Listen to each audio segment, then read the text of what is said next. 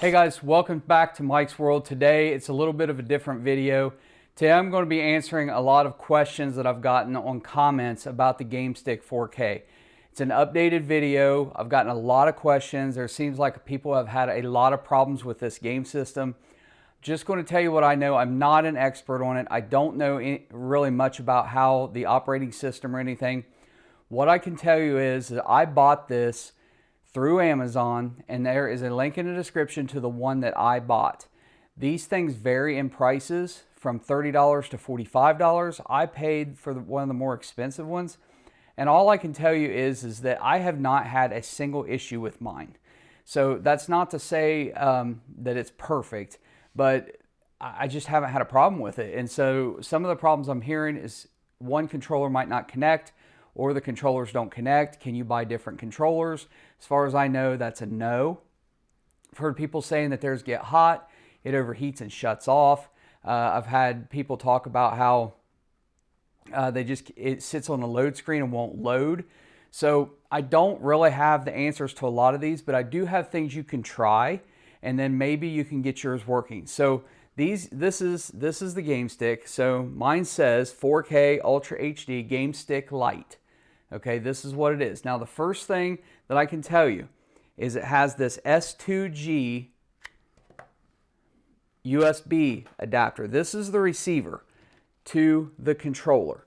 These are supposed to be, and I've left mine on, these are supposed to be matched. If it doesn't, there is no pair button on these. I have no idea how you would connect this if it disconnects or if a controller stops working. I don't know of anywhere online where you can buy controllers like this that's made with a, maybe they're there. And if they are, leave a comment with the links, or at least leave a comment so people know where to get them. But as far as I know, mine work. That's all I can say. This is the same thing that you get with a lot of wireless mice.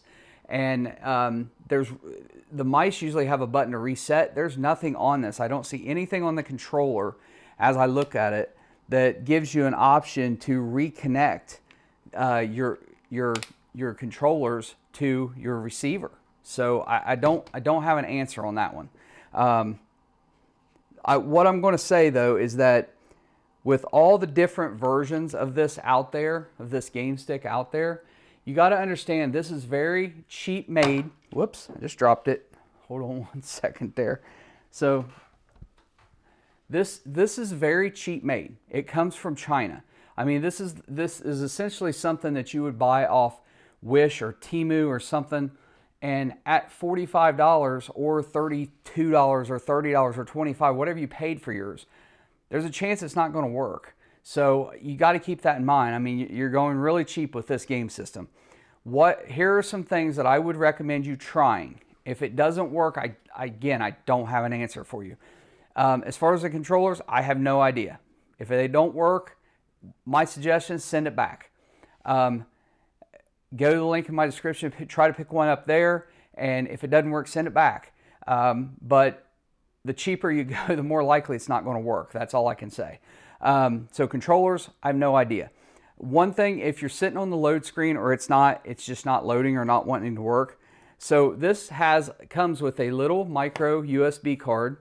It's very small, that has all the games on it.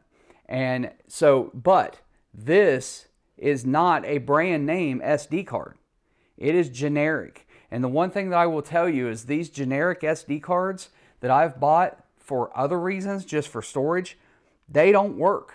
They rarely work. And so that being said, the first thing I would do is pop out your SD card, copy all the contents to your C drive or on your computer, an external hard drive, something. And then I would buy a very high-end brand name card such as SanDisk, the Extreme Pro. Get the best one you can get, micro SD card, and copy everything to that micro SD card and then replace it in the GameStick with that brand name SD card. That may fix that problem. So, and then the other thing that I've heard people complain about is it advertises it has 20,000 games.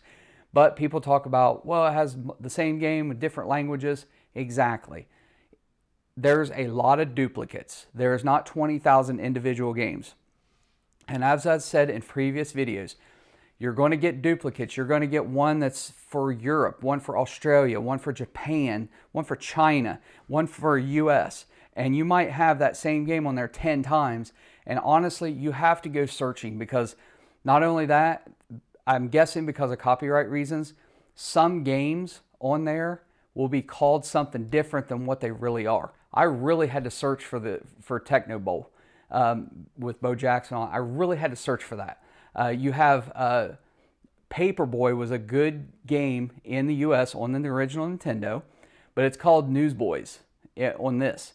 So, and then recently, these emulators, the Nintendos and the Segas and all, they've started cracking down. And the places where you used to be able to go download this stuff for free, it's not there anymore. So, and really what it is, I know what it is. Sony, Nintendo, and all the others, Xbox, you name it, Game Boy, they're seeing how popular this is, and they're realizing they're losing money. So what they should do is Sega, Nintendo, they should come out with a cheap $20 game system with those original games, because people want these original games. So back to the Game Stick though. I would first copy to a good SD card. The next thing is, and then obviously we talked about the games. It's not 20,000 individual games. Don't expect that, okay? In reality, there's probably 1,500 to 2,000 games on there, individual, and you got to go find them, okay? It does not come with instructions. You really have to play around with the buttons and get used to what everything does. Like the right click goes across, right click here goes across the screen to your collections. You have to click around and figure out how to add games to your favorites or to your collection so that they're easy to go back to. And it's there, like I said, there's no instruction. You have to figure it out. Next thing, let's move on. Overheating. So mine has not ever overheated. It got a little hot. I've talked about the HDMI extender, getting this in an area so it's not directly plugged in the TV. Get some air to it. Try not to put it confined between the TV and the wall where it's real tight, where there's no airflow. And if there is, having a small fan that blows on it. Those are all things you can try, but here's the bottom line. This says 4K. Here's the problem though. The processor in this thing is not very good, okay? So here's what I've noticed. Mine is hooked up to a 1080p TV. I hooked it up recently to my PC monitor, a 22-inch Philips monitor that I bought, which I'll put a link in the description to that. It's a 1080 monitor. The point is, I'm not telling you go buy it, but what I am saying is when I plug this into that, it works fine. And so it works on a 720 TV. Here's where I've found the problem. When you try to play that, this thing will default to whatever your TV's maximum resolution is. If you plug this into a 4K TV, it's going to try to go in 4K with 4K graphics. That is where I'm noticing the problem. It does not have the processing power to handle 4K, even though it says a 4K. It doesn't. It gets very hot when it tries to run in 4K. So if you have this plugged into a 4K TV and you've noticed it overheating, it won't load, things like that, go try this on a 1080 TV or a 720 TV, or even plug it into a computer monitor, a 1080 computer monitor that has an HDMI input. Even if you don't have sound, try it. See if it works. I think the majority of people out there who are having overheating problems is because they've got this plugged into a 4K TV. It's supposed to work, but it doesn't. That's just the bottom line. So, so try that. As far as if for some reason you're able to find different controllers out there that have a USB-C receiver like this, try them. You know, I'm not going to go buy a set.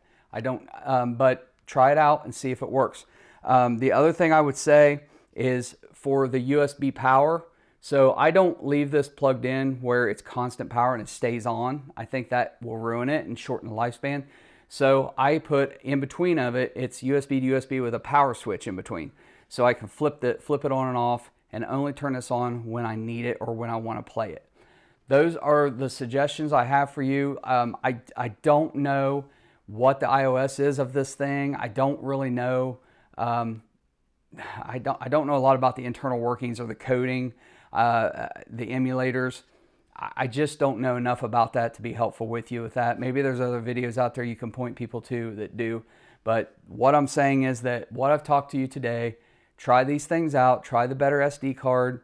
Try using this on a 1080p or 720p TV or a monitor and not on a 4K TV and see if that helps.